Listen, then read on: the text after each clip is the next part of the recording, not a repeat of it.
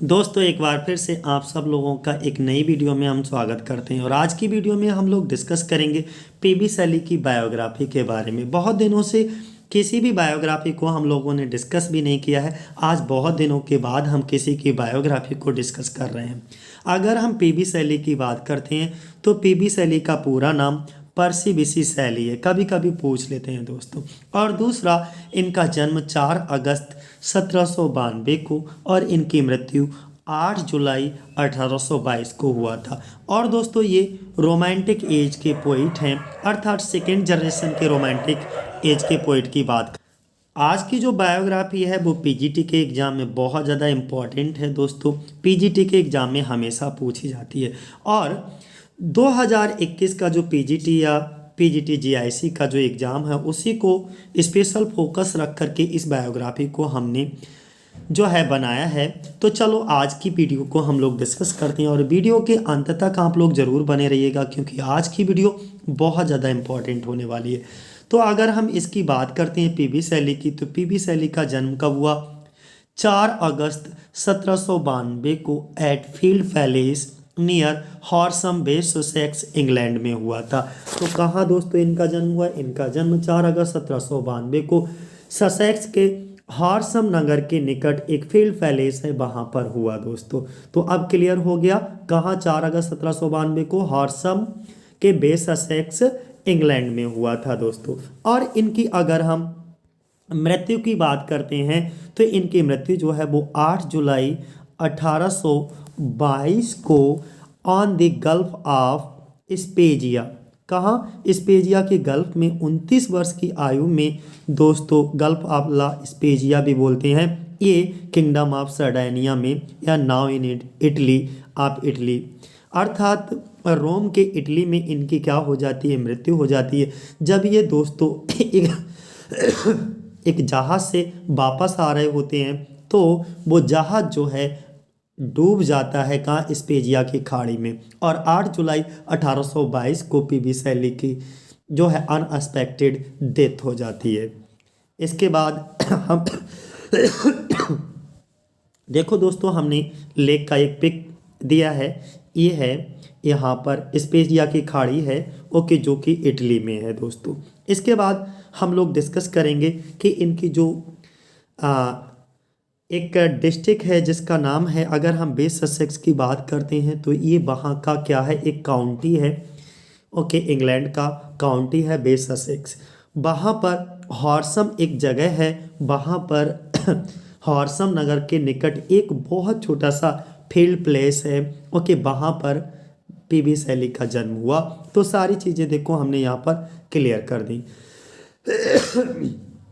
अब हम थोड़ा सा इनके माता पिता के बारे में बात कर लेते हैं कि पीबी सैली के, पर्सी बिसी सैली के माता पिता का क्या नाम था।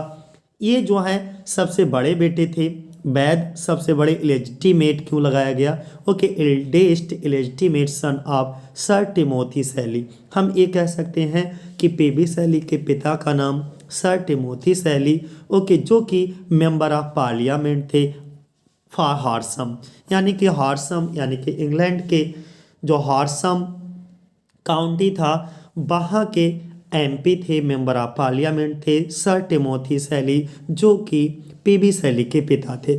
और सर टिमोथी सैली की पत्नी यानी कि पीबी सैली की माँ का नाम, ये सर टिमोथी सैली की वाइफ हुई तो पीबी सैली की क्या हुई? माता जी, यानी कि पीबी सैली की माता का नाम एलिजाबेथ पिलफोर्ड था, जो कि एक ससेक्स की लैंड ऑनर थी दोस्तों। तो इनकी माता का नाम क्या था पीबी सैली की? एलिजाबेथ पिलफोर्ड, जो कि एक ससेक्स की क्या थी? लैंड ऑनर थी। पीबी सैली जो थे वो 6 भाई बहन थे, जिसमें से 2 भाई और 4 बहनें थीं।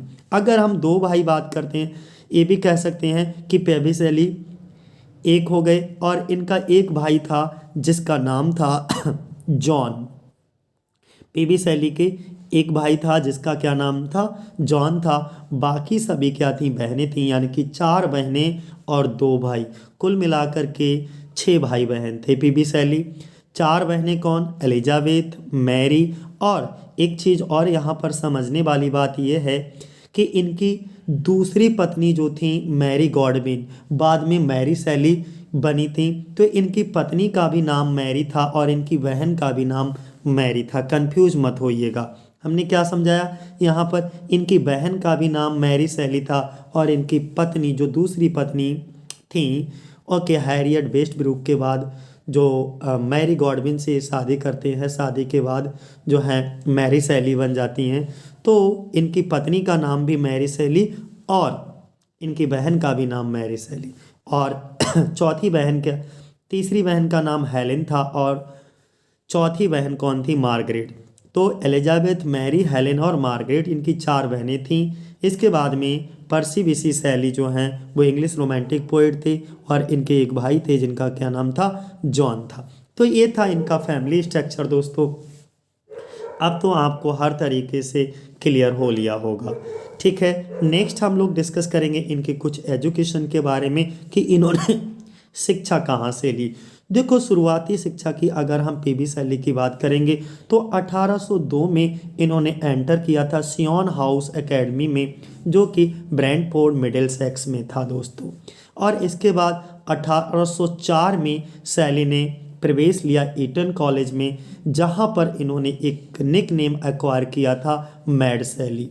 यानी कि हम ये कह सकते हैं 13 वर्ष की उम्र में 1804 में ईटन नामक एक प्रसिद्ध विद्यालय था, उसमें इन्होंने प्रवेश लिया और वे अपनी छात्रावस्था से ही, यानी कि अपने शुरुआती जीवन से ही हर प्रकार से क्रूर और जो जितने भी रूढ़वादिता के लोग थे उनके बहुत ज़्यादा कट्टर विरोधी बन गए। और शायद इसीलिए विद्यालय में इन्हें सभी मैड सैली यानी कि पागल और नास्तिक कहते थे, इसीलिए इनको वहीं ईटन कॉलेज में ही एक निकनाम दिया गया था, मैड सैली। क्वेश्चन पूछा जाता है इसलिए नोट डाउन करते चलिएगा साथियों। इसके बाद 10 अप्रैल 1810 को इन्होंने मैट्रिकुलेटेड एट यूनिवर्सिटी कॉलेज ऑक्सफोर्ड। हम ये कह सकते हैं 10 अप्रैल 1810 को इन्होंने मैट्रिकुलेटेड किया, कहाँ से, यूनिवर्सिटी कॉलेज ऑक्सफोर्ड से। और फिर अगर हम इनके यहीं पर थोड़ा सा और मैं आपको क्लियर करूँगा कि 1810 की घटना के बाद एक साल बाद ही, यानी कि सन 1810 में 10 अप्रैल सन 1810 में इन्होंने ईटन कॉलेज को छोड़ करके ऑक्सफोर्ड विश्वविद्यालय के यूनिवर्सिटी कॉलेज में दाखिला लिया। किंतु एक वर्ष बाद ही इन्होंने द नेसेसिटी ऑफ एथिज्म नाम का 2 पृष्ठ की एक पुस्तिका लिखी थी, जिसमें अपनी विचारधारा के अनुसार उन्होंने उस पुस्तक में ये बताया था कि इनका जैसे भगवान में पहले से ये नहीं मानते थे, नास्तिक थे, ठीक है। और इन्होंने प्रमाणित किया कि भगवान नाम की कोई चीज़ नहीं होती है। और उस लेख की कुछ प्रतियां जो इन्होंने नेसेसिटी ऑफ एथिज्म लिखा था विश्वविद्यालय के अधिकारियों के पास भेज दी। और इस वजह से क्या हुआ कि वो सभी अधिकारी क्रोध में तिलमिला उठे एकदम, और सैली को तत्काल 1 साल के बाद ही 1811 में नेसेसिटी ऑफ एथिज्म लिखने के कारण इन्हें विश्वविद्यालय से रेस्टिकेटेड कर दिया, निकाल दिया गया। मैं आगे इनके बारे में बताऊंगा अभी साथियों, थोड़ा सा यहाँ पे कहानी आ गई तो मैंने थोड़ा सा जिक्र कर दिया इसका। चलो नेक्स्ट, इसके बाद हम इनके पत्नी की बात करते हैं कि इनकी शादी किससे हुई थी, हैरियट वेस्टब्रूक से हुई। देखो, अगर हम बात करें हैरियट वेस्टब्रूक की, इनके बारे में भी हम डिटेल से बात करेंगे। जो है इनकी मैरिज होती है 1811 में और इनकी मृत्यु हो जाती है 1816 में। देखिएगा कितनी कम लगभग 4-5 साल भी इनकी शादी ये नहीं टिक पाई दोस्तों। और ये दोनों एक दूसरे, अर्थात इनकी मृत्यु होगी। मृत्यु क्या, इनकी जो पत्नी होती हैं वो सुसाइड कर लेती हैं, हैरियट वेस्टब्रूक, और शायद इसलिए सुसाइड कर लेती हैं क्योंकि सैली से अलग हो जाने का गम वो सहन नहीं कर पाती हैं। इसके बाद सैली जो है शादी करते हैं, एक दूसरी शादी करते हैं मैरी गॉडविन से, और शादी के बाद उनका नाम हो जाता है मैरी सैली, और उनसे शादी करते हैं ये 1816 में। तो कहानी थोड़ा सा देख लीजिएगा यहाँ पर स्पाउस की, कि इनकी जो पहली पत्नी होती हैं उनका क्या नाम होता है, हैरियट वेस्टब्रूक नाम होता है। और हैरियट वेस्टब्रूक से ये कब शादी करते हैं, 1811 में। और हैरियट वेस्टब्रूक की मृत्यु कब हो जाती है, 1816 में। इसके बाद एक दूसरी शादी करते हैं जब इनकी पत्नी की मृत्यु हो जाती है हैरियट वेस्टब्रूक की, ओके, तब ये शादी करते हैं मैरी गॉडविन से, किससे? मैरी गॉडविन से। मैरी गॉडविन से जब ये शादी करते हैं तो उनका ये बिफोर मैरिज नेम है, बिफोर मैरिज, शादी से पहले इनका नाम होता है मैरी गॉडविन, लेकिन जब ये शादी कर लेती तो आफ्टर मैरिज इनका नाम हो जाता है मैरी सैली। ओके, और ये शादी कब होती है? मैरिज होती है, एम फॉर मैरिज, मैरिज होती है इनकी 1816 में। तो ये तो था थोड़ा सा शॉर्ट, संक्षिप्त में बताया। मैं डिटेल में भी पूरी वीडियो को डिस्कस करूंगा क्योंकि अंत तक वीडियो बहुत ज़्यादा इंटरेस्टिंग होगी। इसके बाद मैं थोड़ा सा और भी क्लियर कर दूं इनके बारे में, थोड़ा सा कॉन्सेप्ट इसके बारे में, डिटेल्ड बायोग्राफी को लेकर के चलूँगा। अगर मैं इनको जो है revolutionary poet of romantic as बोला जाता है, रोमांटिक एज का एक क्रांतिकारी और बहुत गुस्सेबाज जो है विचारोत्तेजक कविताओं को लिखने वाला कवि कहा जाता है रोमांटिक एज का, और वो किसे कहा जाता है? पीबी शैली को।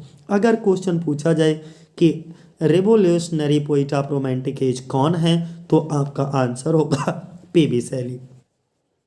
दूसरा हम बात करते हैं कि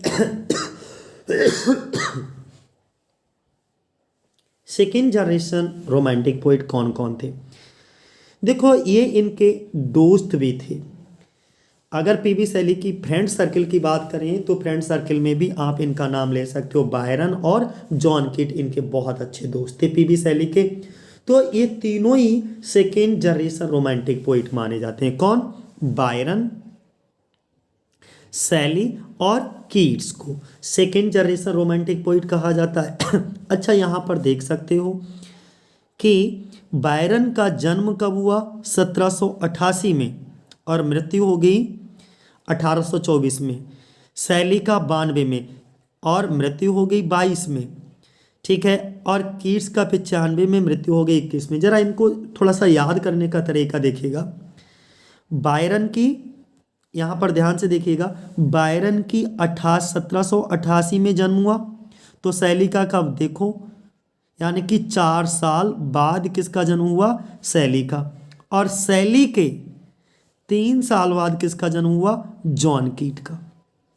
देखिएगा, बायरन का जन्म 88 में, उसके 4 साल बाद शैली का जन्म हुआ, और उसके 3 साल बाद जॉन कीट का जन्म हुआ। बायरन इनमें सबसे ज़्यादा जीवित रहते हैं, इनकी 1824 में मृत्यु होती है। शैली की 2 साल पहले ही मृत्यु हो जाती है 1822 में, और उसके 1 साल पहले 1821 में जॉन कीट की मृत्यु हो जाती है। टोटल यहाँ पर देख सकते हो, बायरन जो हैं वो 36 ईयर जीवित रहते हैं, शैली 29 साल तक जीवित रहते हैं, और कीट जो है वो की उम्र 25 साल की उम्र में ही हो जाती है।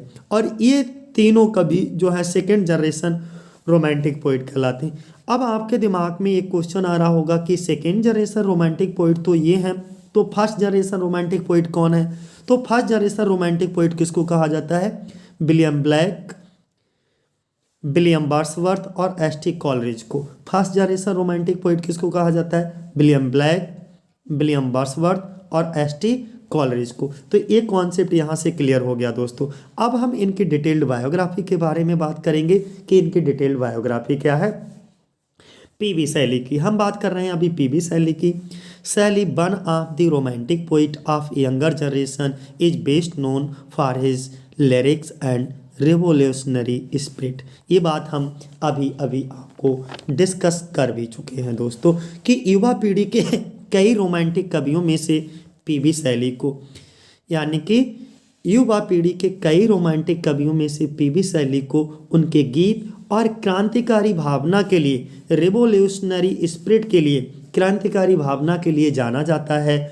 ओके, और उनके गीतों के लिए, साथ ही साथ उनके लिरिक्स के लिए भी जाना जाता है। तो मैं एक बार फिर रिपीट कर देता हूँ, युवा पीढ़ी के कई रोमांटिक कवियों में से अगर हम पीबी शैली की बात करते हैं तो पीबी शैली को उनके गीत और उनकी क्रांतिकारी भावनाओं के लिए जाना जाता है दोस्तों।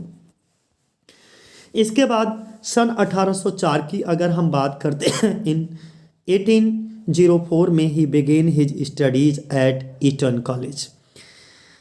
1804 में इन्होंने ईटन कॉलेज में, जो कि एक बॉयज़ का बोर्डिंग स्कूल था दोस्तों, अर्थात हम कह सकते हैं 1804 में इन्होंने लड़कों के एक बोर्डिंग स्कूल के ईटन कॉलेज में अपनी पढ़ाई शुरू की दोस्तों, स्टडी शुरू कर दी। और पीबी सैली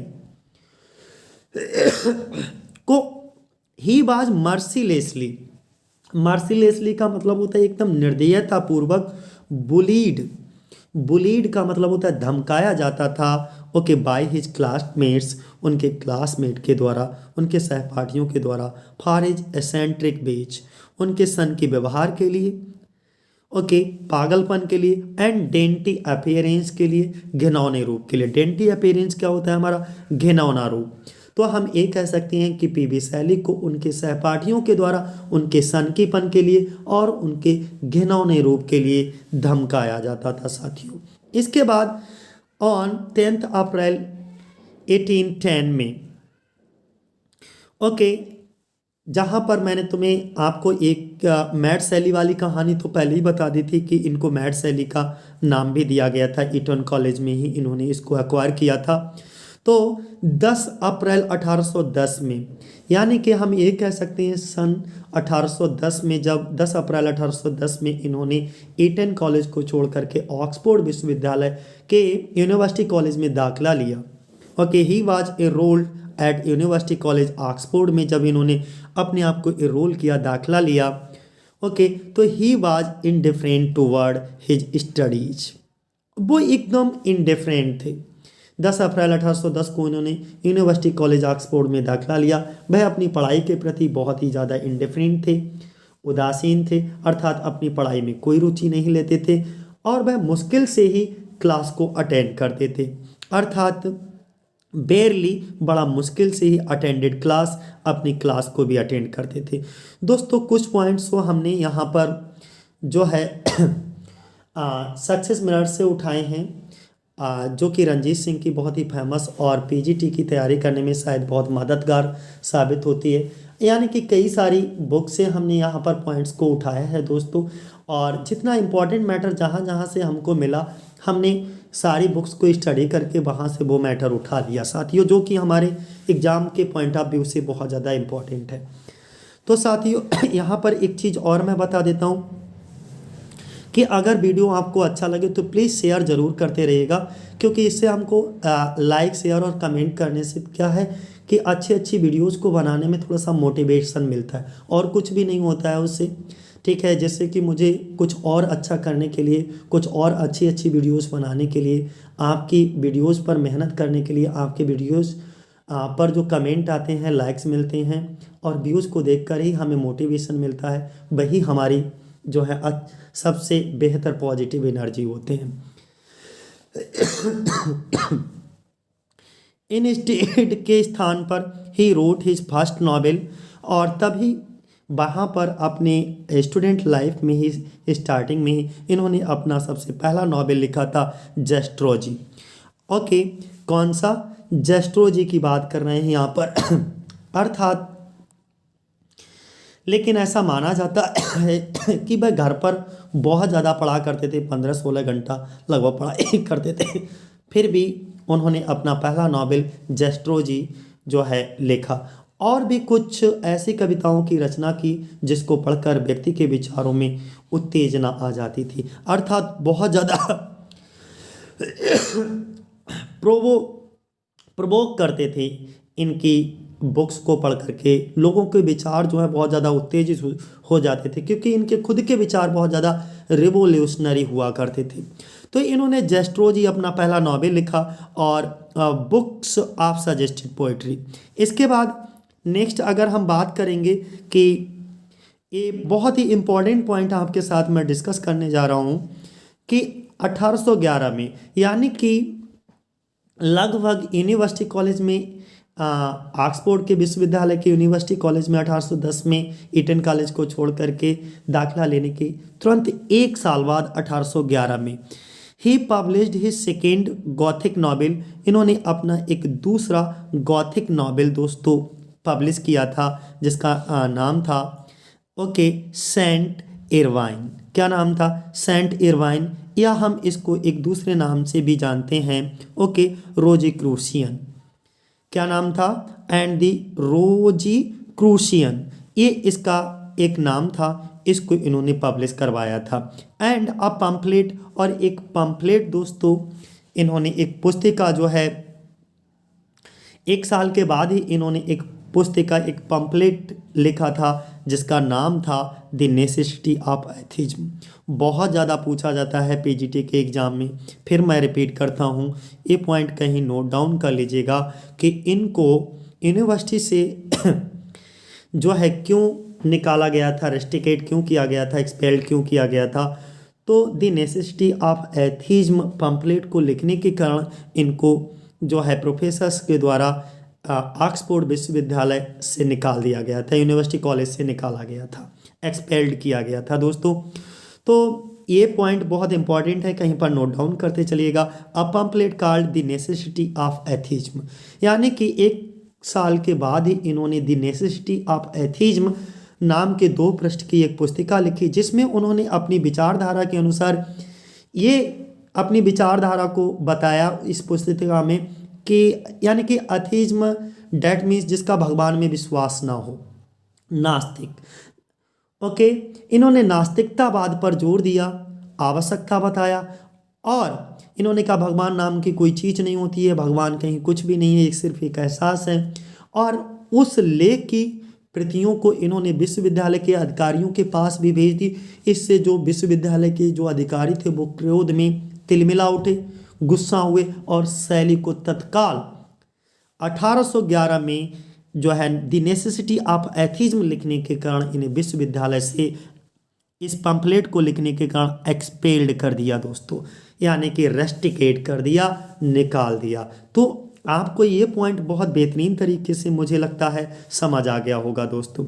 यानी कि अच्छा, जिनको निकाला था वो उस समय डीन कौन थे वहाँ के, तो डीन थे जॉर्ज राउले।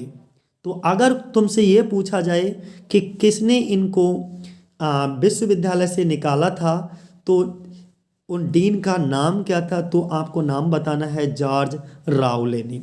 कहाँ से, फ्रॉम ऑक्सफोर्ड से। कब निकाला, 25 मार्च, डेट नोट डाउन कर लो, 25 मार्च 1811 को। और साथ ही साथ इन्हीं को नहीं निकाला, इनके एक दोस्त अलॉन्ग विद, साथ ही साथ हिज फ्रेंड, इनके दोस्त हॉक को भी वहाँ से निकाल दिया गया। तो अब आपको बहुत अच्छे से समझ आ गया होगा कि 1811 में पीबी शैली ने अपना एक दूसरा गौथिक उपन्यास लिखा था, सेंट इरविन, और या हम ये कह सकते हैं दी रोजी क्रूशियन, और एक pamphlet the necessity of atheism को प्रकाशित किया। और इसके बाद जब पीबी शैली ने इस पम्पलेट के लेखक होने से भी मना कर दिया, हालांकि इस पे किसी का नाम नहीं था इस पम्पलेट पर, द नेसेसिटी ऑफ एथिज्म पर विदाउट नेम था ये, ठीक है। लेकिन जब इनसे पूछा सब, लेकिन पता सबको था ये पीबी शैली ने ही लिखा, तो इनसे पूछा गया, इन्होंने फिलहाल माना भी नहीं था। फिर भी इनको वहाँ से शैली को इस पम्पलेट के लेखक होने से भी मना करने पर भी इनको 25 मार्च 1811 को ऑक्सफोर्ड के डीन, जो कि जॉर्ज कौन थे, रावले थे, जॉर्ज रावली ने इनके दोस्त हॉग के साथ इनको क्या करा, निष्कासित कर दिया, वहाँ से निकाल दिया। मुझे लगता है पॉइंट क्लियर हुआ होगा साथियों। और मैं एक बात और बता दूं, देखिए कोई भी चीज़ ऐसे नहीं मिलती है कि आपको विदाउट मेहनत करने पर किसी भी तरीके से मिल जाती है। सफलता मिलती ज़रूर है, लेकिन एक दिन में नहीं, लेकिन एक दिन ज़रूर मिल जाती है। किसी के बहुत अच्छे शब्द हैं। तो लगातार मेहनत करते रहिएगा। एक विश्वास अगर दिल में होता है ना, मन में होता है, तो उस विश्वास की जीत भी होती है किसी ना किसी दिन। तो बस एक ना एक दिन हमको सफलता ज़रूर मिलेगी, और इसी विश्वास के साथ, पेशेंस के साथ पढ़ाई करते रहिएगा, ठीक है, मेहनत करते रहिएगा। वीडियो थोड़ा लंबा ज़रूर होता है, लंबा इसलिए होता है क्योंकि छोटा वीडियो बनाते हैं तो कुछ भी समझा नहीं पाते उसमें। तो पेशेंस बनाए रखिए, लास्ट तक कुछ अच्छा सीखोगे। और अगर पेशेंस नहीं है वीडियो को देखने का, तो ये सपना भूल जाओ कि हम कहीं कुछ बेहतर कर सकते हैं। दूसरा हम बात करते हैं कि नेक्स्ट पॉइंट की 28 अगस्त की। घटना 28 अगस्त 1811 को क्या घटना होती है? 28 अगस्त 1811 में 19 साल की उम्र में, उस समय सेलिक की उम्र कितनी होती है? 19 ईयर्स ओल्ड होते हैं। ये एलोप्ड हो जाते हैं, भाग जाते हैं टू स्कॉटलैंड। ये स्कॉटलैंड के लिए भाग जाते हैं विद दी 16 ईयर ओल्ड, 16 साल की एक महिला होती हैं हैरिट वेस्टब्रूक, उनके साथ में ये भाग जाते हैं। कहाँ? लंदन दोस्तों, सॉरी स्कॉटलैंड। और ये स्कॉटलैंड चले जाते हैं। तो कब जाते हैं? डेट याद रखोगे, 28 अगस्त 1811 को। 19 साल की पीबी शैली, उस समय इनकी उम्र 19 साल की थी। और एक 16 साल की लड़की जिसका नाम होता है हैरियट वेस्टब्रूक के साथ स्कॉटलैंड भाग जाते हैं। और एक जगह होती है एडिनबरा, एडिनबरा में ये क्या कर लेते हैं?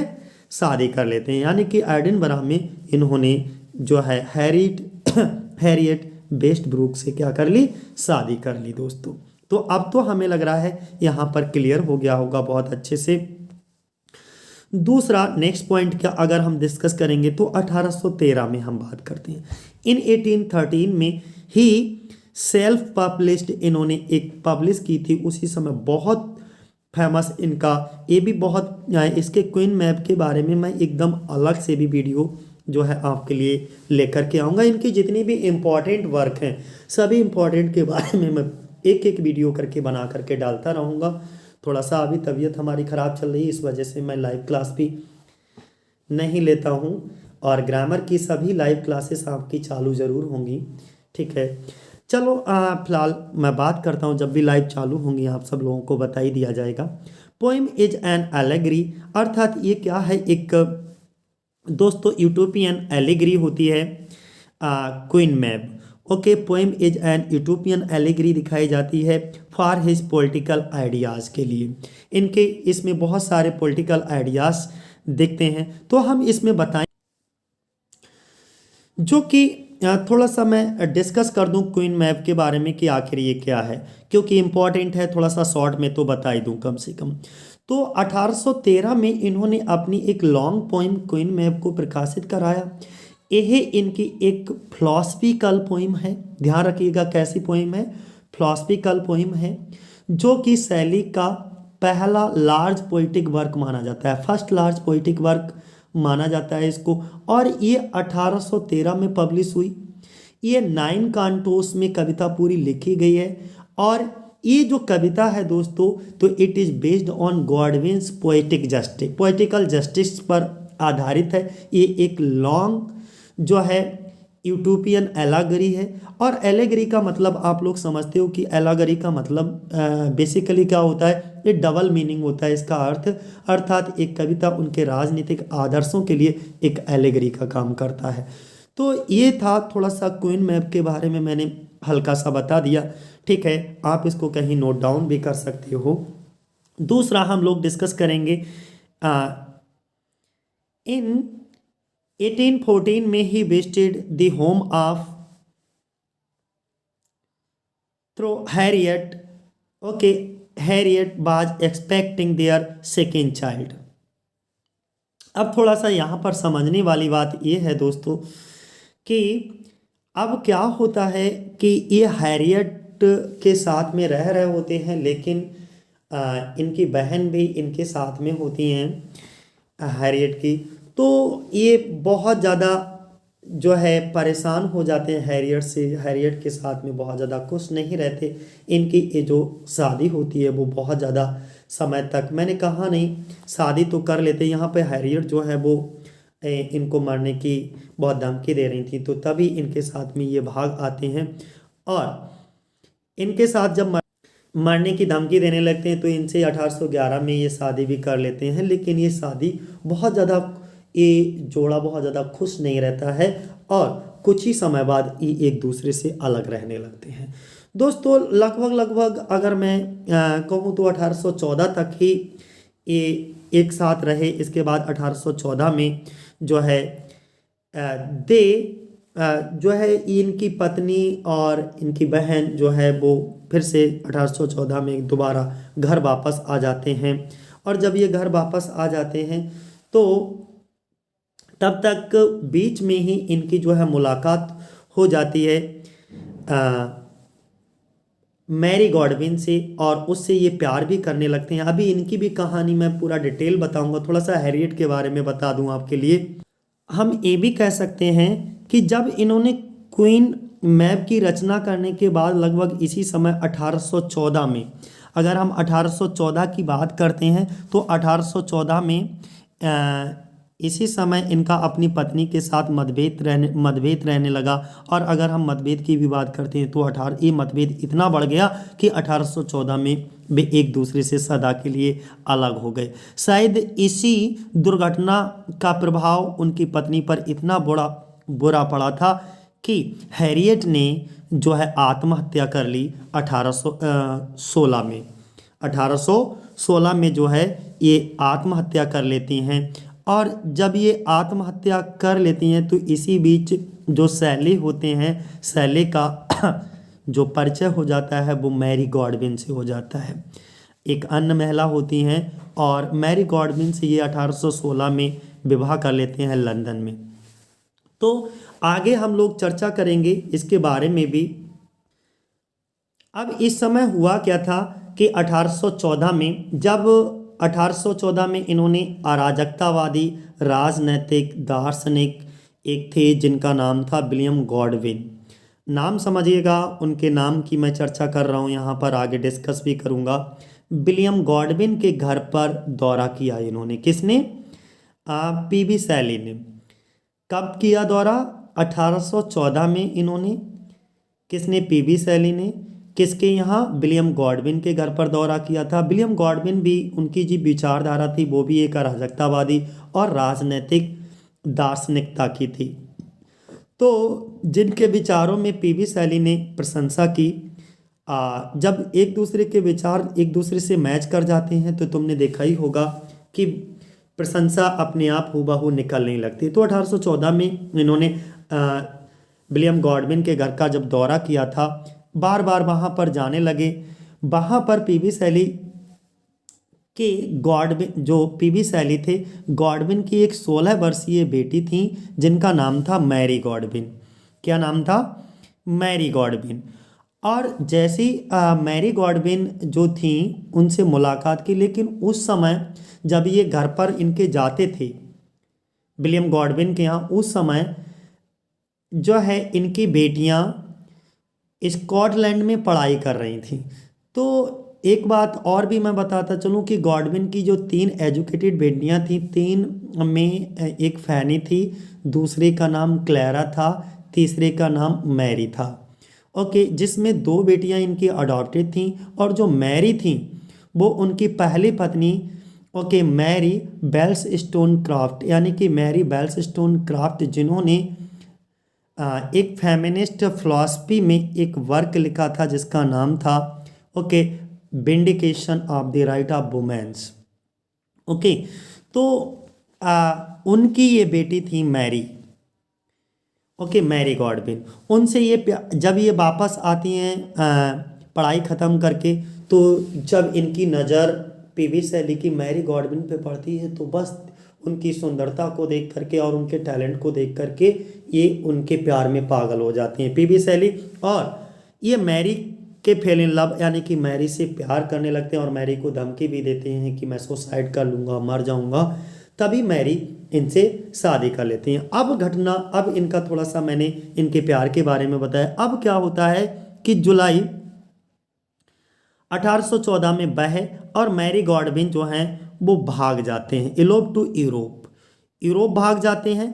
अकम्पनीड विद, साथ में कौन जाता है? देखो, अकम्पनीड विद गॉडविन्स की, इसमें गॉडविन्स वो वाले मैरी गॉडविन नहीं, यानी कि ये जो गॉडविन 3 बहनें थीं, ठीक है, कौन? मैरी गॉडविन, क्लेरा और फैनी। तो गॉडविन की ही चचेरी बहन, स्टेप सिस्टर, सौतेली बहन होती है। मैंने कहा नहीं, 2 बहनें इनकी क्या होती हैं? क्लेरा क्लेरमाउंट जो होती है वो इनके पिता ने, जो मैरी गॉडविन होते हैं, ओके, मैरी गॉडविन के पिता जिनका नाम होता है विलियम गॉडविन, उन्होंने अडॉप्ट किया था दो लड़कियों को, फैनी और क्लैरे को।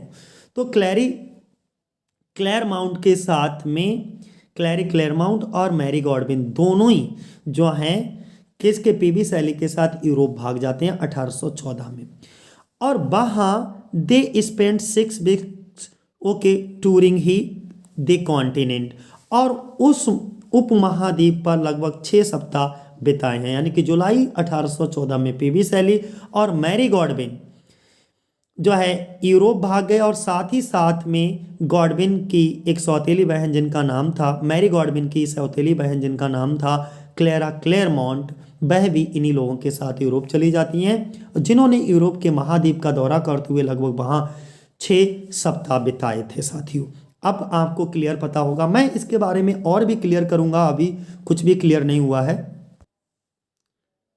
जब इनकी तीनों बेटियाँ जो विलियम गॉडविन थे, उनकी तीनों बेटियां जो है बहुत ही ज़्यादा एजुकेटेड थीं। विलियम गॉडविन की फैनी, क्लेरा और मैरी, इनमें 2 बेटियां अडॉप्टेड थीं, और मैरी जो थी उनकी पहली पत्नी जिनका नाम था, मैं यहाँ पे बात कर रहा था फैनी, क्लेरा और मैरी की, ये तीनों, इनमें से 2 बेटियां जो हैं वो अडॉप्टेड थीं, और एक जो मैरी थी वो इनकी पहली पत्नी जिनका नाम था मैरी वॉल्सस्टोन, मैरी वॉल्सस्टोन क्राफ्ट,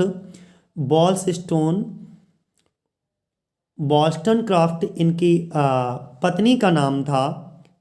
किसकी पत्नी का? विलियम गॉडविन की पत्नी का नाम था।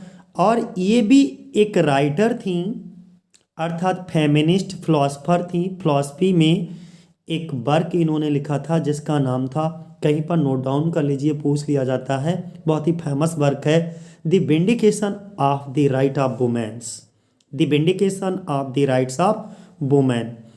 ये मैरी गॉडविन की माँ मैरी वेल्स्टोनक्राफ्ट ने लिखा था, ओके, जो कि एक फेमिनिस्ट फिलॉसफी थी।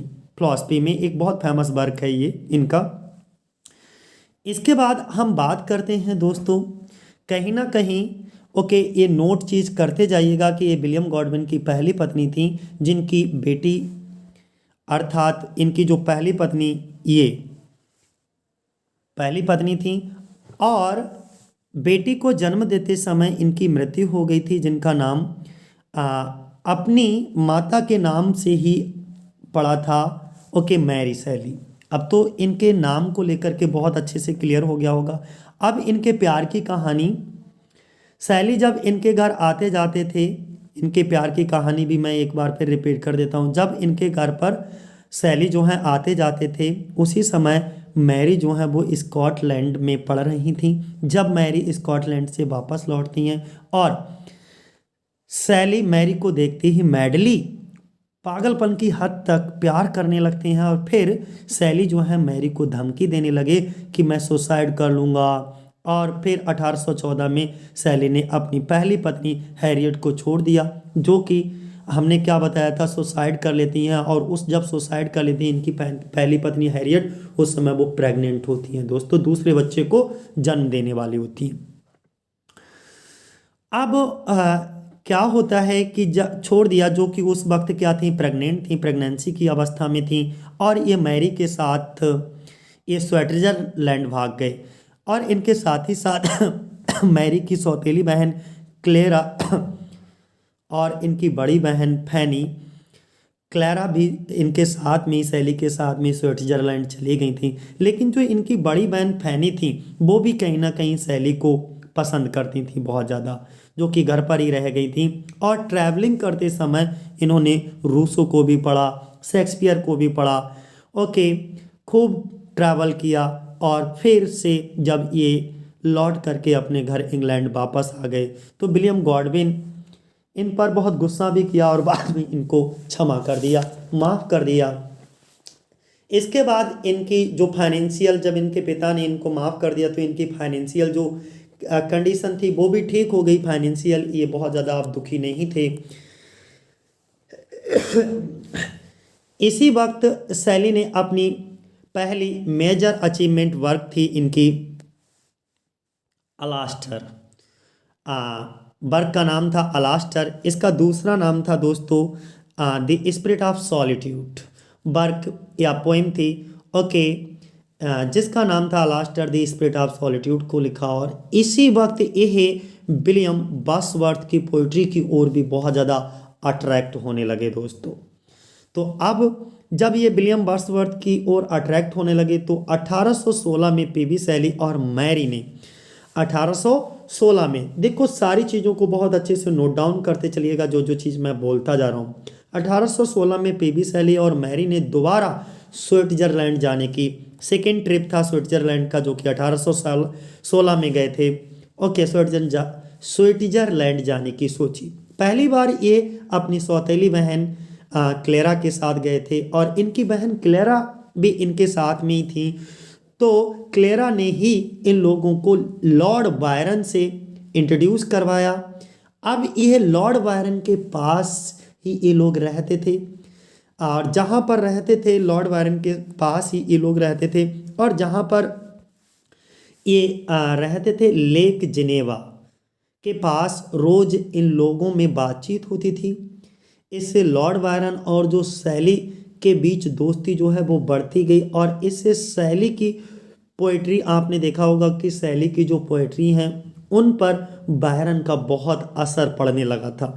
जब ये लोग इंग्लैंड वापस लौट करके आए तो शैली की जो पहली पत्नी हैरियट की मृत्यु हो जाती है। हमने क्या बताया, 16 में जब ये वापस लौट करके आते हैं, 1816 में इंग्लैंड वापस लौट करके आते हैं, तो जो इनकी पहली पत्नी होती हैं, इनकी पहली पत्नी की मृत्यु जो है वो डूब करके हो जाती है, वो भी डूब कर ही मरती हैं, ध्यान रखिएगा। हैरियट की मृत्यु हो जाती है, और इस वक्त तक, इस समय तक जो शैली होते हैं, पीबी शैली, वो मैरी गॉडविन से शादी कर चुके होते हैं दोस्तों। अब शैली की मुलाकात जो है ली हंट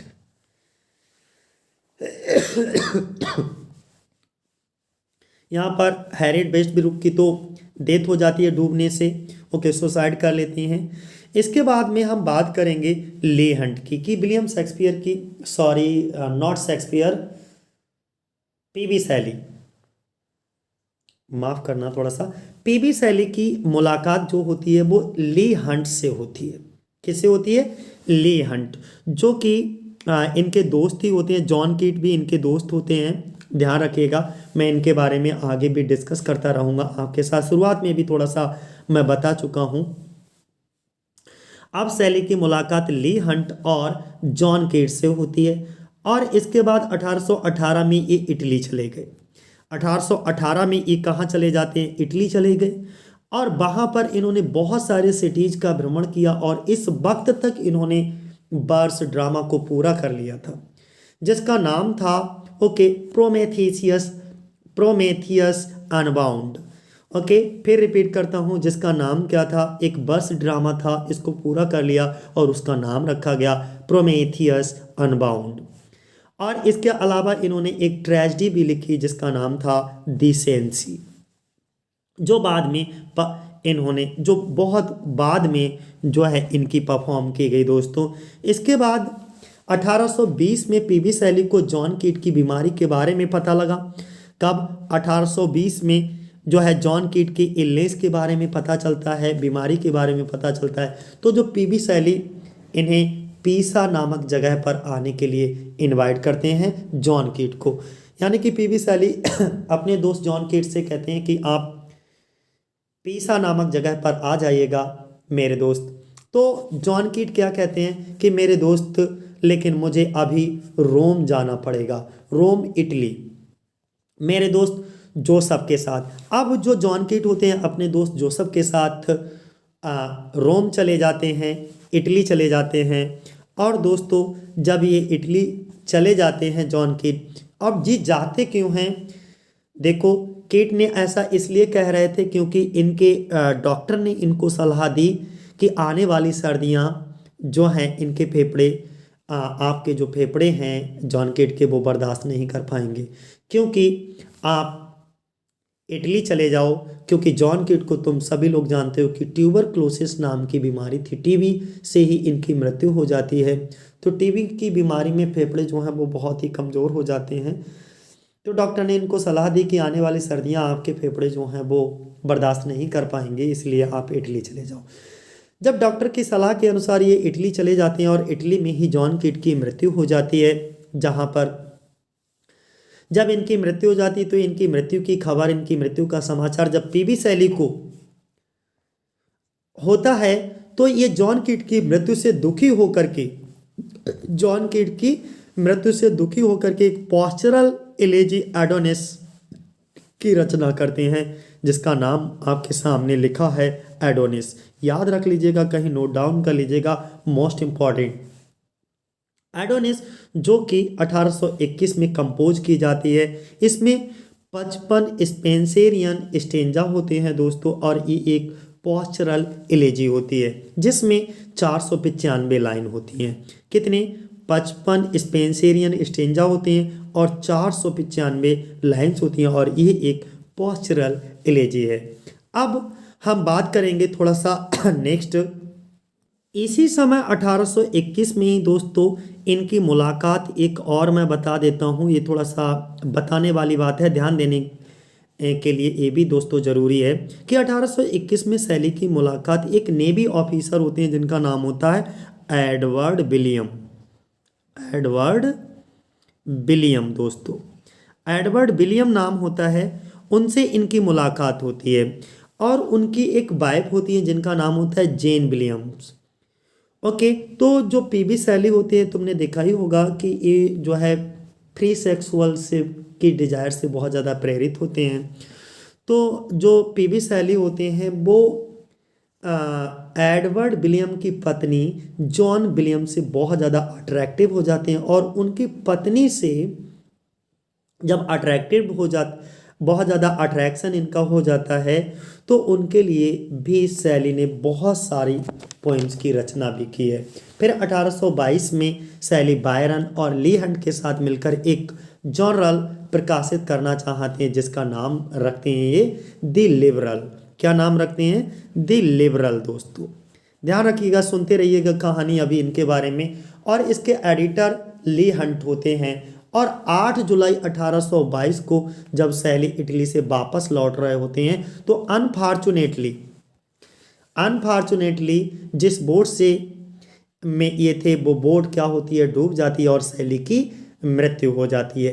ओके, डूबने के कई दिनों बाद तक तो इनकी बॉडी मिली नहीं दोस्तों, लेकिन जब इनकी बॉडी मिलती है तो इनके हाथ और चेहरा नहीं होता है। समुद्री जानवर खा गए थे, पूरे कपड़े के साथ बॉडी मिली थी। उस समय इनके पूरे कपड़े थे, फुल कपड़े थे, और कपड़ों में से ही इनकी पहचान की गई थी कि ये पीबी शैली की बॉडी है।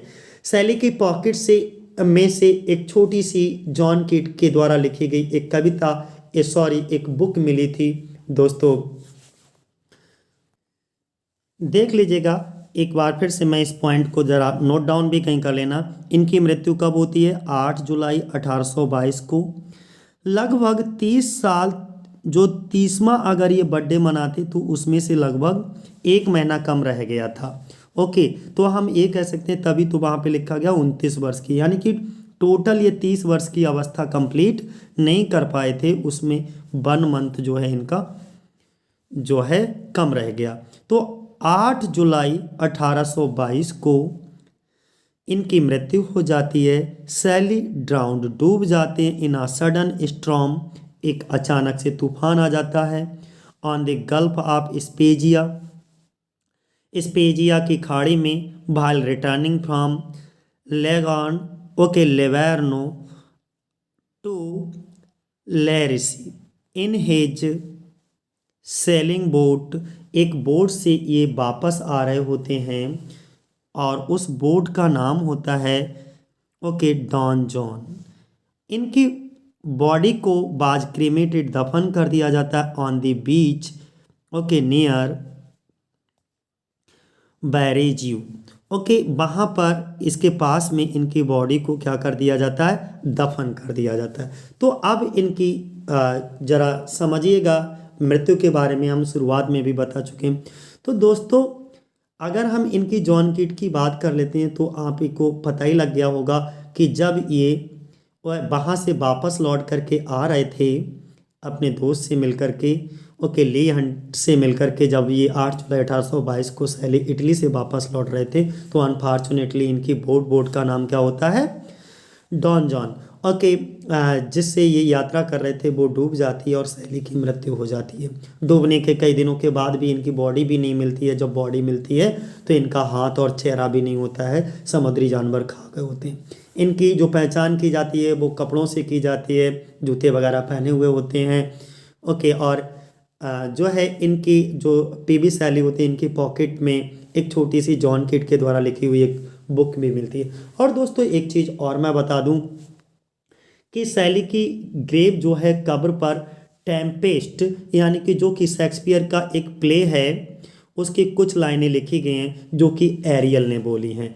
अब अगर हम बात करें तो वेस्टमिंस्टर एबे में सैली का एक मेमोरियल बनवाया गया है। कहाँ? वेस्टमिंस्टर एबे में सैली का मेमोरियल एक बनवाया गया है उनके दोस्त लॉर्ड बायरन और जॉन कीट के साथ, यानी कि तीनों का वेस्टमिंस्टर एबे में मेमोरियल बना हुआ है। कौन तीन? लॉर्ड बायरन, जॉन कीट और पीबी सैली। ठीक है। मैथ्यू आर्नाल्ड ने सैली के लिए बोला था, एक बहुत अच्छी लाइन बोली थी, कई बार पूछते हैं कि ब्यूटीफुल एंड इनइफेक्चुअल एंजल, ये लाइन बोली थी मैथ्यू आर्नाल्ड ने पीबी सैली के लिए। तो ये चीज़ें आपको समझ आ गई होंगी। अच्छा, इनकी भी मृत्यु डूबने से हुई और इनकी पत्नी की भी मृत्यु डूबने से हुई थी। ओके, इनकी पत्नी यानी कि ये यहाँ से देखो, समझोगे तो आपको समझ आ जाएगा। यहाँ से देखो, 10 दिसंबर 1816 को the body of Shelley's, okay, estranged wife Harriet, जो सैली की पहली पत्नी थी दोस्तों, हैरिट, वाज फाउंडेड पाई गई थी in an advanced state of pregnancy, drowned in the, okay, Serpentine Lake, यानी कि इनकी जो पत्नी थी हैरिट वेस्टब्रुक, इनकी डूबने से मृत्यु हुई और उस समय ये प्रेग्नेंट थी। और कहाँ? इनकी कौन सी लेक में? Serpentine lake, Hyde Park, London में। जगह याद रखना। देखो, जो चीज़ें पूछी जाती हैं कब? 10 दिसंबर 1816 को किसकी? हैरिट की प्रेगनेंसी की अवस्था में डूबने से मृत्यु हुई। कहाँ हुई? सर्पेंटाइन लेक में और हाइड पार्क, लंदन। इतनी चीज़ याद रखने वाली है। दूसरी चीज़, 30 दिसंबर 1816 को बेरली 3 वीक्स आफ्टर, 3 सप्ताह बाद हैरिट्स बॉडी वाज रिकवर्ड। कितने? मुश्किल से बेरली, मुश्किल से 3 सप्ताह के बाद हैरिट की बॉडी जो है रिकवर की गई। तो डूबने के कितने सप्ताह बाद? 30 दिसंबर 1816 को हैरिट की बॉडी रिकवर की गई। समझ रहे हो? तो आपको पता लगे 10 दिसंबर 1816 को, और रिकवर कब हुई? 30 दिसंबर 1816 में। सारी डेट याद रखना, ठीक है। और इसके बाद सैली और मैरी गॉडविन क्या कर लेते हैं? शादी कर लेते हैं जब इनकी पत्नी की मृत्यु हो जाती है। तो अब क्लियर हो गया। और इनकी भी मृत्यु जो है डूबने से होती है, पीबी सैली की 8 जुलाई 1822 को, ठीक है, गल्फ ऑफ स्पेजिया में, रिटर्निंग फ्रॉम लेगहान से, यानी कि लेवार्नो से। ठीक, अब तो क्लियर हो गया सारी चीज़ें। चलो अब हम जरा इनके बारे में ये बता देते हैं, फेमस वर्क के बारे में। देखो, बहुत ज़्यादा हम डिटेल करेंगे साथियों तो ये वीडियो हमारा बहुत लंबा हो जाएगा। मैं खाली अभी ओवरव्यू देता हूँ कि आगे मैं कितना डिटेल्ड पीबी सैली को करने वाला हूँ और इनके मेजर वर्क किस किस पर डिस्कस करने वाला हूँ साथियों। तो मैं ये थोड़ा सा ओवरव्यू दे देता हूँ, मैं बहुत ज़्यादा डिटेल्ड नहीं करूँगा। और इनके साथ ही साथ मैं थोड़ा सा ये भी डिस्कस कर देता, जो थॉमस लव पीकॉक थे, यानी कि थॉमस लव पीकॉक ने एक ऐसे लिखा था जिसका नाम था फोर एजेज ऑफ पोइट्री, जो कि 1820 में लिखा था, जिससे शैली बिल्कुल भी एग्री नहीं करते थे। और उसी समय उसके रिस्पॉन्स में शैली ने एक डिफेंस ऑफ पोइट्री लिखा 1821 में, और ये डिफेंस ऑफ पोइट्री 1840 में पीबी शैली की मृत्यु के बाद पब्लिश करवाया गया था। और इसी डिफेंस ऑफ पोइट्री में शैली ने एक लाइन भी बोली थी, और ये कभी कभी एग्जाम में पूछ ली जाती है, poets are unacknowledged legislators of the world. तो दोस्तों ये सब चीज़ें शैली के बारे में बहुत प्यार से बोली जाती हैं, ठीक है। बैरन ने भी शैली की तारीफ में बहुत अच्छी लाइन कही थी, the most gentle, the most amiable, least worldly minded people I ever meet. ये सभी कोटेशंस को भी मैं लेकर के आऊँगा दोस्तों। तो चलो मैं थोड़ा सा ओवरव्यू जल्दी जल्दी दे देता हूँ लास्ट तक, नहीं तो वीडियो बहुत लंबा होगा हमारा, क्योंकि जब डिटेल जाने लगते हैं तो बहुत लंबा हो जाता है। अगर हम इनके मेजर वर्क की बात करते हैं तो देखो थोड़ा सा क्रोनोलॉजिकली चलेंगे हम लोग। पीबी शैली के 1810 में द वॉन्डरिंग ज्यू ये पब्लिश होती है 1877 में। 1810 में जेस्ट्रोजी आती है, 1810 में original poetry by Victor and Cazire, okay. इसके बाद 1810 में posthumous fragments of Margaret Nicholson being poems found among the papers of that noted female who attempted the life of the king in 1786। इसके बाद 1811 में सेंट इरवाइन, इसका एक दूसरा नाम होता है, उपनाम है, सेकेंड नाम, दी रोजी क्रूसियन। 1811 में द नेसेसिटी ऑफ एथिज्म, बहुत ज़्यादा फेमस है, इसके बारे में बहुत चर्चा हो चुकी है, अब कुछ भी नहीं कहेंगे। 1812 में द डेविल्स वॉक, ये एक बैलड है इनका। 1813 में क्वीन मैव, ये एक इनकी फिलोसफिकल पोइम है, इसके बारे में भी मैं बता चुका हूँ। 1814 में the refutation of deism in a dialogue. 1815 में Alastor, the spirit of solitude, okay. Wolfstein, the mysterious bandit chapbook है 1815 में। और 1816 में डॉमन ऑफ द वर्ल्ड, इसके बाद 1816 में मॉन्ट ब्लैंक, और 1817 में हेम टू इंटेलेक्चुअल ब्यूटी, 1817 में Laon and Cythna, okay. The revolution of the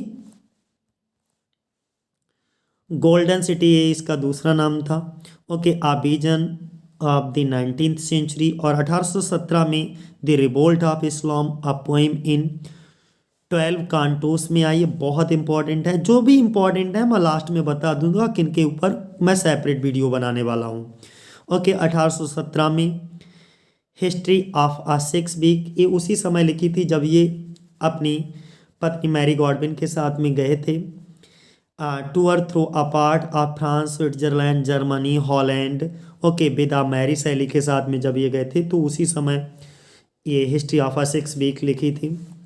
इसके बाद में 1818 में ओजाइमेंडिस, नेक्स्ट 1818 में द बैंक्वेट, ओके। इसके बाद में 1818 में ही इनकी आई थी फ्रैंकेस्टीन या मॉडर्न प्रोमेथियस, एक इनका प्रीफेस था। इसके बाद 1818 में Rosalind and Helen, the modern eclogue, 1818 में ही line written among the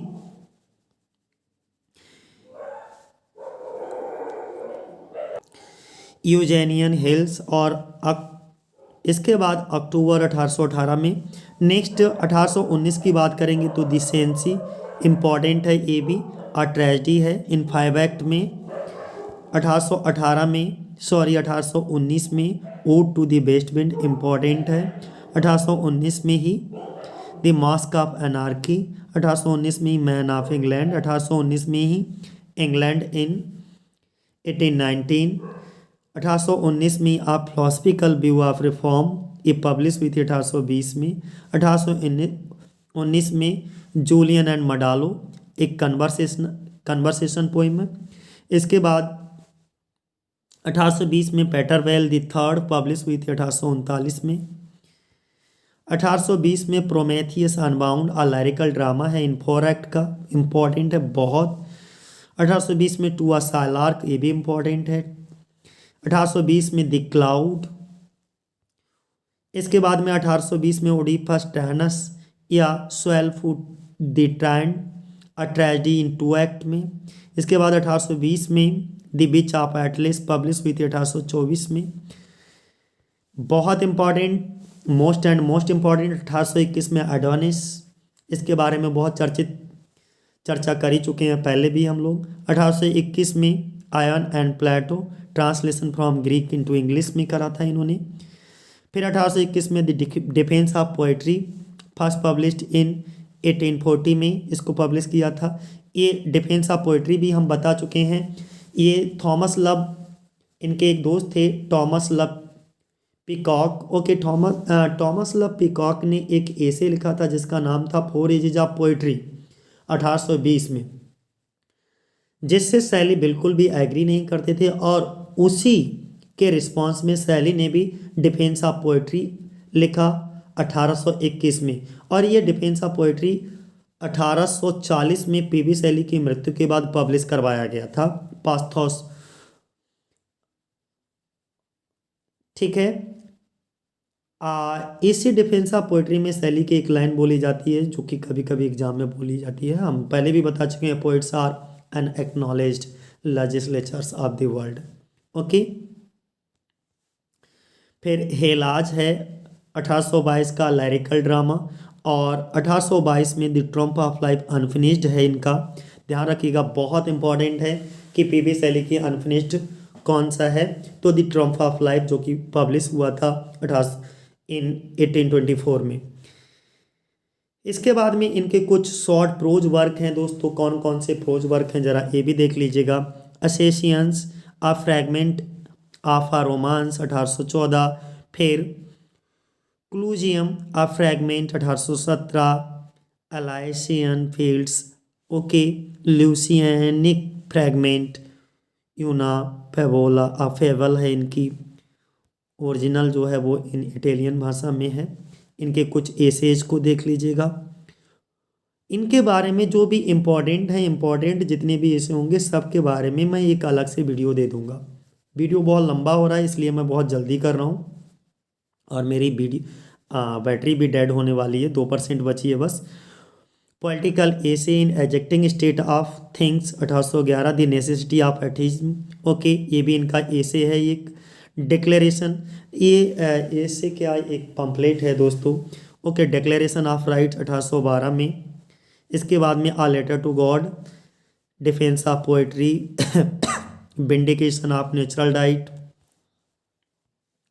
on the vegetable system of diet. इनके बारे में बड़ा डिटेल बताऊंगा, ये बहुत वेजिटेरियन थे दोस्तों। इन्होंने डाइट के बारे में कई सारे प्रिंसिपल दिए, कई सारे कॉन्सेप्ट दिए, और बहुत इंपॉर्टेंट भी हैं। उनके बारे में मैं डिटेल एक वीडियो लेकर के आऊँगा। On love, on life, on a future state, on the punishment of death, okay, ये सभी इनके बहुत ज़्यादा हैं। क्रिश्चियनिटी, ओके, इसके बाद में on the literature, the arts and the manners of the Athenians. फिर ये सभी आप अपने आप से पढ़ लीजिएगा, नोट डाउन करना है तो इनको नोट डाउन कर लीजिएगा दोस्तों, ओके।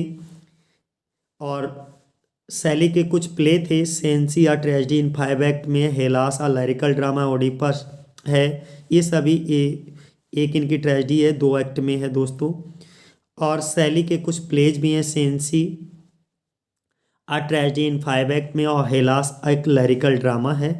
अच्छा, इसके बारे में हम बता ही चुके हैं। कोलाब्रेशन में भी इन्होंने कुछ लिखा है मैरी शैली के बीच में, इनकी पत्नी जो सेकेंड वाइफ हैं, सेकेंड वाइफ के साथ मिलकर के इन्होंने, okay, history of a 6 week tour एक था उसको लिखा है, ओके, द मॉडर्न प्रोमेथियस इसको लिखा है, प्रोसरपाइन को लिखा है, मिडास को लिखा है। तो ये सभी इनके कोलाब्रेशन वर्क थे। और दोस्तों कोलाब्रेशन में टी जे हॉक के साथ में भी फ्रैगमेंट ऑफ मार्गरेट निकोलसन 1810 में, ये भी इनका एक कोलाब्रेशन वर्क है जो कि टेजे हॉक के साथ में मिला है, लिखा है दोस्तों। तो और इनके सम पॉपुलर वर्क के बारे में, शैली की बात करेंगे तो इनके बारे में मैं अलग से वीडियो बनाऊंगा जिनकी हम चर्चा कर रहे थे।